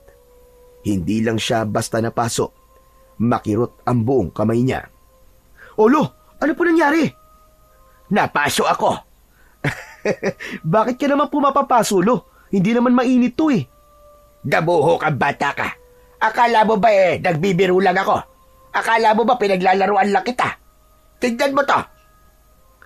Ipinakita ni Lolo Benny ang kanyang daliri. Kulay pula, may bahagyang paltos. Aba, oo nga no. Bakit ako, Lo? Hindi po ako napapasok kapag hinahawakan ko yan. Napatingin si Romeo sa mutya. Hinawakan niya ito gamit ang dalawang kamay. Pinatong niya ito sa kanyang palad. Wala siyang naramdamang init. Wala ring sakit. Ibig sabihin lang, Apo, para sa'yo lang talaga yan. Walang sino man na makakahawak niyan. Maski sino, kahit ako. Mabuti man o masama, mapapaso sila. O mas malala, maaaring masunog sila ng buo. Pero ikaw, hindi. Dahil ikaw ang pinili. Pero Lo, bakit ako? Bakit naman ako ang binigyan? Wala naman po akong ginagawang kakaiba. Pamamasada lang po ang ginagawa ko. Hindi rin ako bayani. Hindi ako matalino. Hindi ako malakas. Apo, hindi lang sa lakas o talino ibinibigay ang ganitong responsibilidad. Kung minsan, pinipili ang isang tao dahil sa kanyang puso. Baka nakita ka ng tagabantay. Baka alam niya kung anong meron sa'yo na hindi mo pa nakikita sa iyong sarili. Napatingin ulit si Romeo sa mutya. Dahan-dahan itong lumiwanag. May bahagyang kumikislap na pulang liwanag. At huminga siya ng malalim. Kung ganun, akin na talaga to. Akin na tong mutya na to. Tinatanggap mo na ba ng buo ang mutya, Apo? Ano po kasi, Lolo eh. Kapag tinanggap mo na ng buo ang kapangyarihan ng mutya na yan, magsisimula na ang malaking pagbabago sa buhay mo. Hindi ka na magiging isang ordinaryong tao. Hindi ka na si Romeo na namamasada lamang ng jeep. Magiging tagapagtanggol ka na ng buong baryo. Ay nako. Sige Lo, bahala na si Batman. Pero sa ngayon, kain na muna tayo Lo. Gutom na ako eh. Ay, oo nga pala. Nalibang na ako. O siya, halika na. Ihanda na natin ang lamesa at nagugutom na rin ako. Nagluto ako ng paborito mong ulam. Talaga po, Lo? Oo, nagluto ako ng tinola na may papaya at tabos na sili. Wow! Mukhang mapapalaban nga ako nito, Lo ah. Mapapalaban ako sa kainan. Salamat, Lo ah. Habang magkasalo ang dalawa sa masarap na hapunan, biglang natigilan si Romeo. May naramdaman siyang kakaiba. Parang may nakamasid sa kanya. Napatingin siya sa pinto. Sarado yun. Tumingin siya sa bintana, pero sarado rin ang lahat ng bintana. Napakunot noo siya. Tinignan niya ang dingding. May napansin siyang maliit na butas at mula doon ay may gumalaw. Lo, may tao. Agad siyang tumayo. Binuksan niya ang pinto at tinungo ang lugar kung saan ang butas na yon. May nakita siyang anino na tumakbo palayo. Nang tignan niyang mabuti, isang babae. Mabilis itong tumakbo palayo. Napatigil siya saglit. Pinilit na pagmasdan ito mula sa dilim. At doon niya nakita. Babae nga ito. Tumakbo siya. Nag-focus. Ang kanyang mga bisig ay kusang humaba. Parang elastiko. Umabot ang kanyang kamay sa babae at sa isang iglap. Nahawakan niya ito sa dalawang braso. Nabigla ang babae at pilit na nagpupumiglas. Hinila siya pabalik ni Romeo at doon napalapit ang estranghera. Doon niya ito lubos na namukaan. Ito yung babae na palagi niyang nakikita na gumagala sa kalsada tuwing alanganing oras. Pero sa oras na yon, malinis siya. Maayos ang itsura. Maamo ang mukha nito kahit may halong gulat at galit. Romeo, apo, ano yan? Nakulo, nahuli ko po. Nakasilip sa butas ng dingding natin. Mukhang minamanmanan po tayo. Ano ba? Bitiwan mo nga ako! Anong bitiwan ang sinasabi mo? Bakit naman kita bibitiwan? Sino ka ba ha? Ano ba? Nasasaktan ako, tama na! Aray ko! Muling nagpumiglas ang babae. Lumala ang tensyon sa pagitan nila. Naawa naman bigla si Romeo. Binitiwan nito ang isang kamay ng kanyang biyag. Subalit hindi niya napansin ang biglang pagbunot nito ng punyal at mabilis na sinaksak ang binata sa dibdib. Wag! Ngunit laking gulat nilang tatlo nang sa halip na masaksak ang binata sa dibdib ay tumalbog lang ang punyal sa kanyang balat. Nalaglag ang punyal sa lupa. Anong? Bakit hindi ka tinablan? Anong klaseng tao ka? Hindi kumibo si Romeo. Tinitigan niya ito ng matalim. Ang dibdib niya ay walang sugat. Wala rin kahit konting galos. Ikaw ang dapat tanungin ko niyan. Bakit mo ko sinaksak? Anong motibo mo? Bakit ka nandito? Anong pakay mo sa pagmamanman sa amin? Sandali lang. Huminahon ka muna. Huminahon? Punyemas kasi naksak mo ako, hihinahon ako. Gusto mo akong patayin? Ano ba problema mo ha? Hinila ni Romeo ang babae. Hawak pa rin niya ito sa braso. Pilit itong nagpupumiglas. Pero hindi siya makawala sa lakas ng binata. Kinaladkad niya ito papasok sa bahay. Si Lolo Benny naman, bagamat may halong kaba, ay tahimik na sumunod. Sa loob, pinaupo nila si Lourdes. Nanginginig ito, ngunit hindi natitinag ang matalim na tingin kay Romeo. Sino ka ba talaga, Iha? At anong ginagawa mo dito? Tahimik si Lourdes, hindi agad nagsalita at biglang tumayo. Huwag mong subukan tumakas, kundi sasaktan talaga kita. Baka kala mo, kaya kong gawin yun. Sagutin mo ko. Ikaw ba ang wakwak na namemerwisyo dito sa amin, ha? Sagot! Hindi. Hindi ako kalaban. Kung hindi ka kalaban, sino ka? Bakit mo ako gustong patayin? Nadala lang ako sa bugso ng damdamin ko. Hindi ko alam kung anong klaseng tao ka. Natakot ako, nagalangan. Ipinagtanggol ko lang ang sarili ko. Ipinagtanggol? Bakit? May ginawa ba akong masama sa'yo? Humaba ang kamay mo. Kahit sinong tao, matutuliro kapag nakita kang ganon. Hindi ako aswang. Baka ikaw. Ako aswang? Hoy, tignan mo nga sa gwapo kong ito. Pagkakamalan mo akong aswang. Gwapo? Nasaan? Lo, sasaktan ko na talaga to. Pwede ba? Tama na yan, tama na yan. Ang mabuti pa, Iha, sabihin mo sa amin kung ano talaga ang pakay mo at kung bakit ka nandito. Ilang gabi na rin po akong pabalik-balik dito sa baryo nyo. Taga-kabilang barangay po ako. Doon, may ilang tao po na nawawala. At karamihan po doon, mga albularyo at mga kapamilya nila. Pagkatapos ng ilang araw, makikita na lang po ang bangkay nila kung saan-saan. Nung una, inakala po naming adik lang po ang gumagawa nun. Pero naginala na kami, nagawa yun ng isang aswang. Yung bangkay ng lalaki nakita dito sa inyo, taga sa amin po yun. Ganon kalala ang pananalasa ng wakwak sa baryo nyo? Opo. Bakit ka nandito? Anong ginagawa mo dito? Anong pakay mo? Mangyaring, nasundan ko po minsan na dito sa lugar nyo, humapon po ang aswang na yon. Ano? Sigurado ka ba dyan? Oo, hindi lang isang beses ko siya nasubaybayan. Taga rito talaga siya. Pinag-aralan ko mga kilos niya.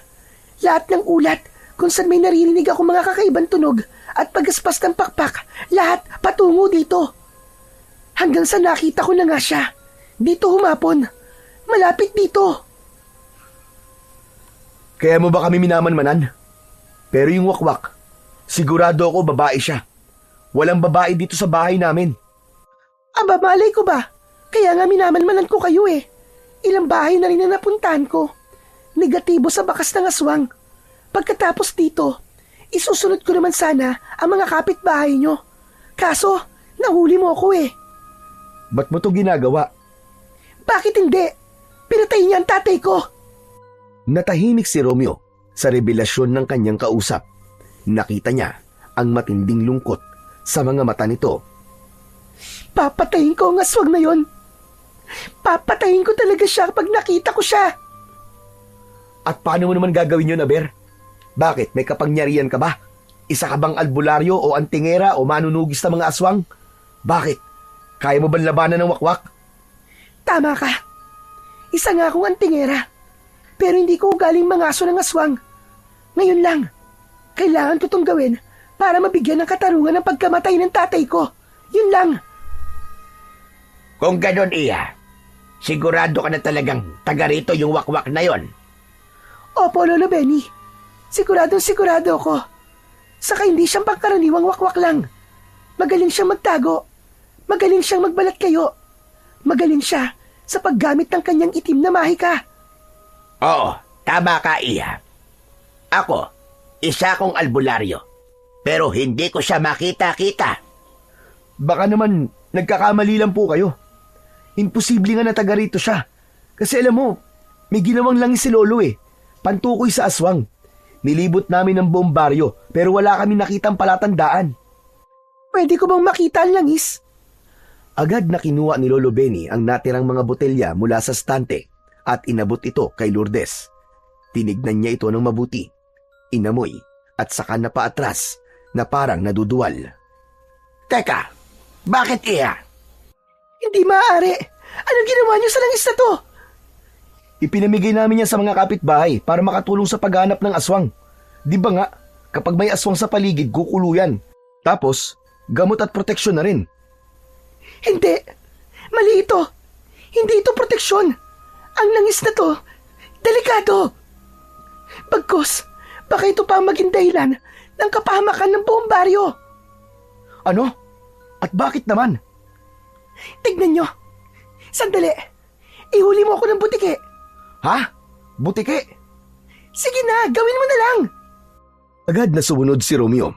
Nakita niya ang isang butike sa kisame at agad niyang ginamit ang kanyang kapangyarihan para mahuli ito nang walang kahirap-hirap.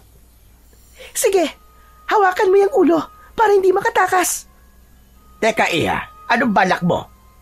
Manood kayo, Lolo. Sige, bitiwan mo. Ibinuhos ni Lourdes ang konting langis sa likod ng butike.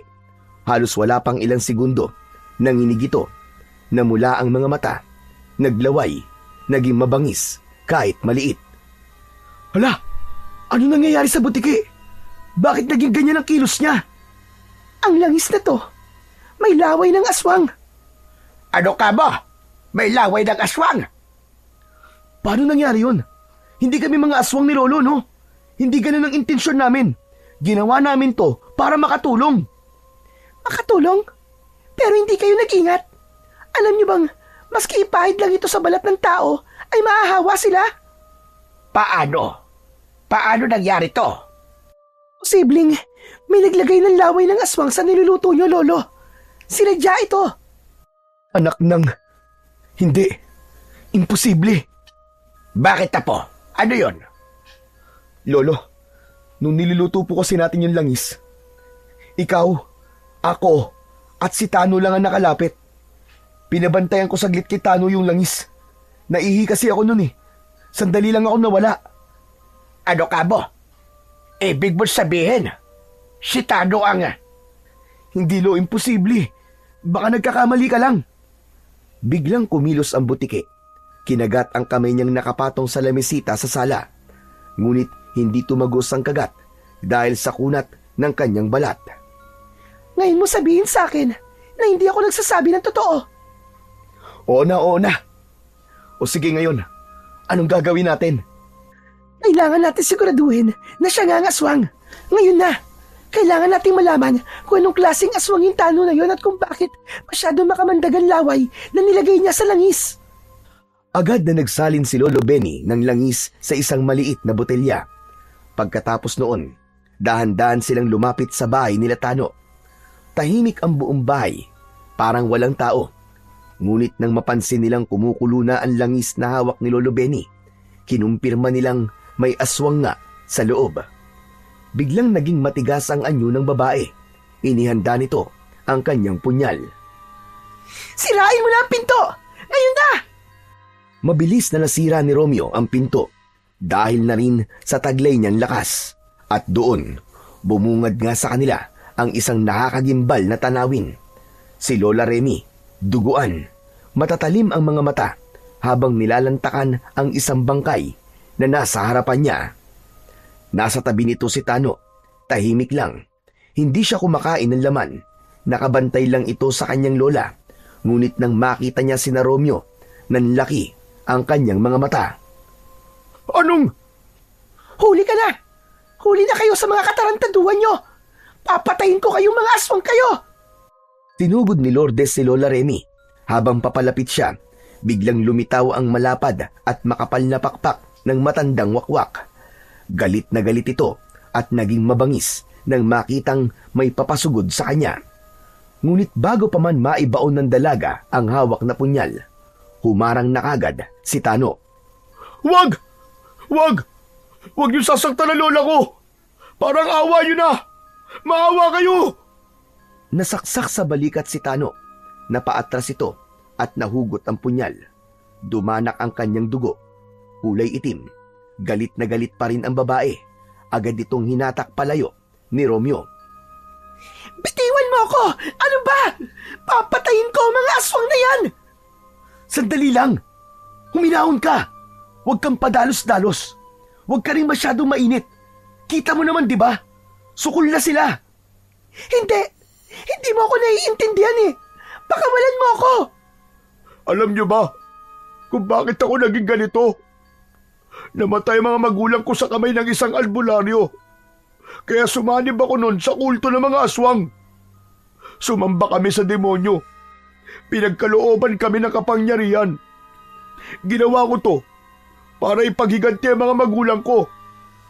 Wala naman silang kasalanan eh. Nagpagamot lang sila noon dahil sa isang simpleng sakit. Pero yung manggagamot na yon, aksidenteng nalason silang dalawa. Sabay silang namatay. Tapos, si Lola biglang nagkasakit. Ayokong mamatay siya kaya hinawaan ko siya. Ginawa ko siyang aswang na tulad ko para matagal pa kami magkasama. Takot ako. Takot ako mag-isa. Takot ka mag-isa? Bakit kasalanan ba namin lahat ng ginawa ng albularyo na yon? Siraban tok-tok mo, Chong. Wala kaming kinalaman sa pagkamatay ng mga magulang mo. Wala akong pakialam.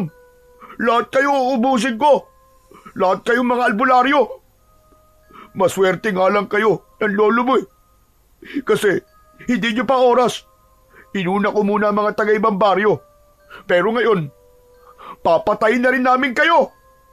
Biglang umungol si Lola Remy, naghanda sa pag-atake. Yung langis, Lolo! Akin ang langis! Inihagis ni Lolo Benny ang langis. Sinalo ito ng babae. Agad niyang binuksan at isinaboy sa papasugod na aswang. Naging mabilis ang mga pangyayari. Nagsisisigaw ang matandang wakwak. Nagpakawala ito ng malakas na tunog.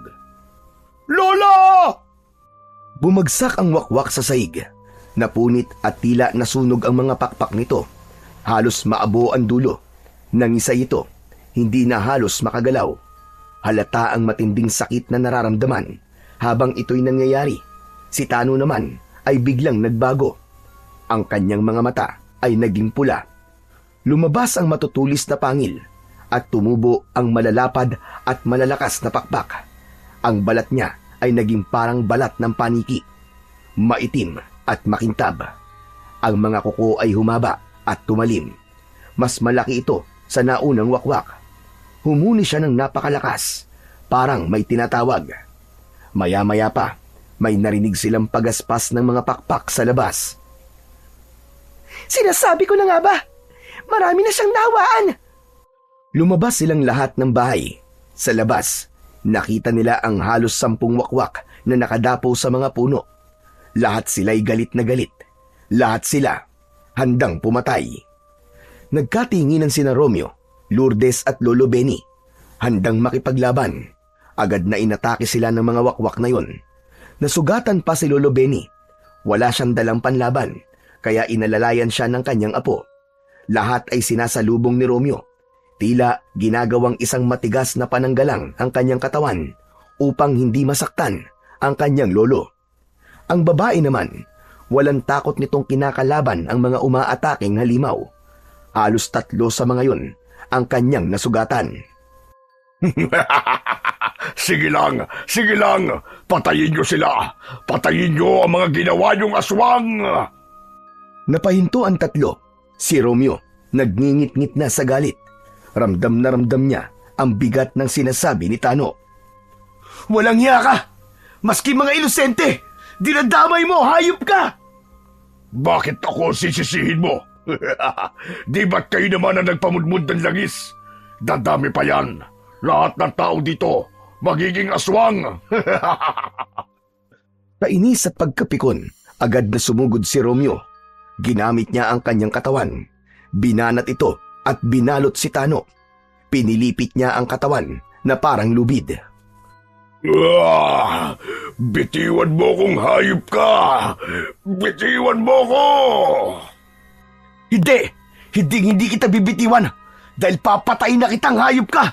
Ang sama mo! Ang sama-sama mo! Sa isang mabilis na kilos, pinakawalan niya ang aswang. Pinatulis niya ang kanyang mga kamay, parang naging patalim. Walang alinlangan, itinarak niya ito sa dibdib ng dating kaibigan. Napasinghap naman ang aswang. Sumuka ito ng itim na dugo. Naubo, nasuka, nakaramdam ng panghihina, pero ngumiti pa rin ito. Kung akala mo, natatakot akong mamatay. Hindi. Ayos lang sa akin. Pero kahit mamatay ako, hindi nyo na mababago ang katotohanan. Kayo ang dahilan kung bakit dadami ang mga aswang dito. Hindi ka takot mamatay? Kung ganon, hindi kita bibigyan ng isang magaan na kamatayan. Tumayo si Romeo, tumingin kay Lolo Benny. Tapos ay muling ibinilog ang katawan at ipinilupot ito sa katawan ng wakwak. Lolo! Sunugin mo ko! Ano ka ba? Hindi maaari yun. Baka mamatay ka po. Hindi pwede. Hindi, Lolo, maniwala ka. Ayos lang yun. Sabi ng gabay ko, hindi daw ako mamamatay. Nakakausap mo ang gabay mo. Opo, kanina pa. Bumubulong po siya sa tenga ko. Siya nagsasabi kung paano ko gamitin ang kapangyarihan ng mutya. Kung ganon, sige. Walang nagawa si Lolo Benny. Nagtiwala siya sa kanyang apo. Kinuha niya ang lighter sa kanyang bulsa. Sinindihan niya ito. Inilapit sa katawan ni Romeo. Unti-unting kumalat ang apoy. Nagliyab ang katawan ng binata. Umalingasaw ang amoy ng nasusunog na goma. Napasigaw si Tano sa sakit at sa amoy. Umuusok ang katawan niya habang unti-unting nilalamon ng naglalagablab na apoy. Hindi siya kagad namatay. Umiyak siya habang nasusunog. Kinuyom ang kanyang mga kamay at nagpupumiglas. Pero hindi na siya makatakas. Wala siyang nagawa kundi tiisin ang dahan-dahang pagtupok sa kanyang katawan. Masakit at mabagal ang kanyang naging kamatayan. Nang makita ito ng ibang wakwak, sa halip na umatake ay napaurong silang lahat. Isa-isa silang nagsiliparan papalayo. Tumakas sila sa takot sa apoy at sa amoy ng nasusunog na goma. Nang tuluyang matunaw ang katawan ni Tano, huminto ang apoy sa katawan ni Romeo. Kusa itong namatay. Napaupo naman si Romeo, hingal na hingal at pagod na pagod. Sa tabi niya, nakahandusay ang katawan ni Lola Remy. Wala na rin itong buhay. Tapos na ang laban. Sa wakas, nabigyan na rin ng hustisya ang pagkamatay ng tatay ko. Walang iya ka! Walang iya kayo! Mga wala kayong awa! Nilapitan niya ang nakahandusay na katawan ni Lola Remy at pinagsasaksak ito ng kanyang kutsilyo. Tama na! Tama na, iha! Wala na! Patay na siya! Patay na sila! Ang katawan ng matandang wakwak, unti-unting tila nasunog din at naging abo. Ang abo nito ay tinangay ng hangin. Okay ka lang ba? Ano nga palang pangalan mo? Lourdes. Lourdes ang pangalan ko. Lourdes, salamat sa naging tulong mo sa amin, ha? Hindi. Ako nga ang dapat magpasalamat sa inyo. Pero hindi pa tayo pwedeng magdiwang sa ngayon. Kailangan nating harapin yung problema natin sa mga langis at sa mga lahawa nito. Tama ka. Bukas na bukas din ay kukolektahin namin ang lahat ng botelyang ipinamahagi namin. Kailangan mahanap ang lahat ng mga nahawa. At hindi ako titigil hanggat hindi ko sila na ibabalik sa dati. Kinabukasan, maaga silang gumalaw at ang balita, mabilis ding nakarating sa mga residente. Agad na naipon ng mga tao sa loob ng bakuran ni Natano. Gimbal sila sa nakitang bangkay sa loob ng tahanan ng maglola. Napag-alaman nilang aswang nga ang mga ito. Ginamit naman yung pagkakataon ni Lolo Benny para sabihin sa lahat na hindi epektibo ang mga naipamigay nilang mga langis. Nakiusap siyang ibalik lahat ng mga ito sa kanya. Hindi pa umaabot ang 1 oras, halos kalahati na ang nakapagsoli. Pero wala sa mga yon ang hinahanap nilang 10 wakwak na nahawa. Mabilis silang kumilos, kinolekta ang iba pa, hanggang sa nahanap na nila ang mga taong nahawa. Madali lang nila itong nakilala dahil kapag malapit na sila, agad na kumukulo ang langis sa bote. Agad na dinala ang mga ito sa bahay ni Lolo Benny. Pinagtulungan nila itong gamutin. Gamit din ang bagong gawang langis ni Lolo Benny. Pinahiran niya sila ng langis. Nagsunog din ito ng kamangyan at pinausukan ang mga naging biktima. Nagsuka agad sila ng itim na likido. Tumagal ang gamutan ng ilang araw. Araw-araw ay tinututukan nila ang paggaling ng bawat biktima. Si Lourdes naman ay patuloy na tumulong upang mapagaling ang mga tao. Samantala, hindi na nila sinabi sa mga tao ang buong katotohanan tungkol sa langis. May ilan na nagtanong kung bakit sila naging wakwak. Ang sagot na lang nila, nahawa sila ni Tano na di nila namamalayan. Pinili nilang hindi aminin ang kanilang naging pagkakamali upang hindi sila pagdudahan. Upang magamot silang lahat, ang mahalaga, mailigtas nila ang baryo at maibalik ang kaayusan nito. Pagkalipas ng ilang araw, gumaling na ang mga nahawa. Umuwi na rin si Lourdes sa kanilang baryo. Natapos na ang kanilang mga kalbaryo. Ngunit isang gabi, habang nakatambay mag-isa si Romeo sa loob ng kanyang jeep, biglang nagpakita sa kanya ang gabay. Romeo, pinatunayan mo na karapat-dapat ka na. Kaya ngayon, ibinibigay ko na sa iyo ng buo ang mutya.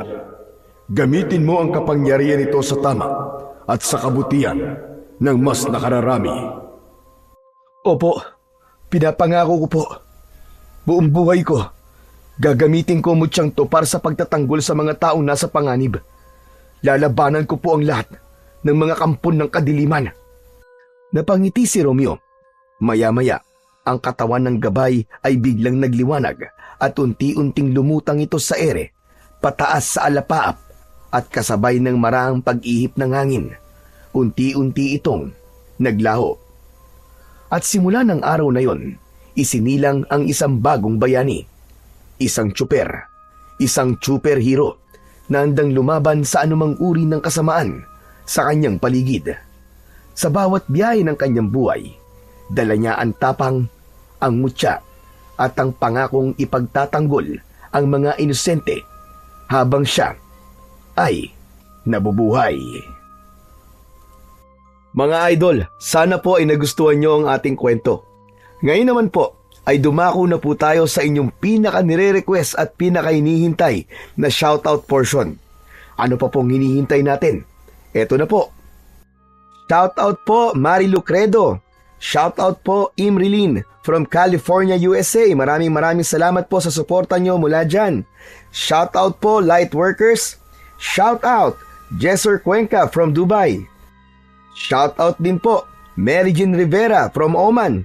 Shoutout po Josephine Marcaida. Maraming salamat po sa suporta.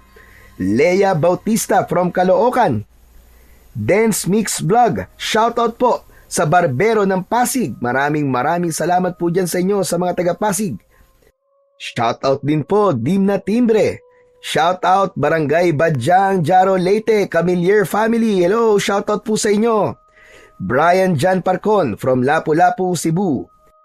Shoutout po Clark Knight from Iloilo. Shoutout po Amelia Namani from Israel. Wow, shoutout po sa inyo dyan. Chona Baisona, shoutout po from Malaysia. Muli po, maraming salamat po sa inyong walang sawang suporta at pakikinig ng mga kwentong aswang at katatakutan sa aking munting channel na The Voice Addict at Apong Isaac. Hanggang sa susunod pa pong kwento na magpapatindig ng inyong mga balahibo mula sa mundo ng kababalaghan.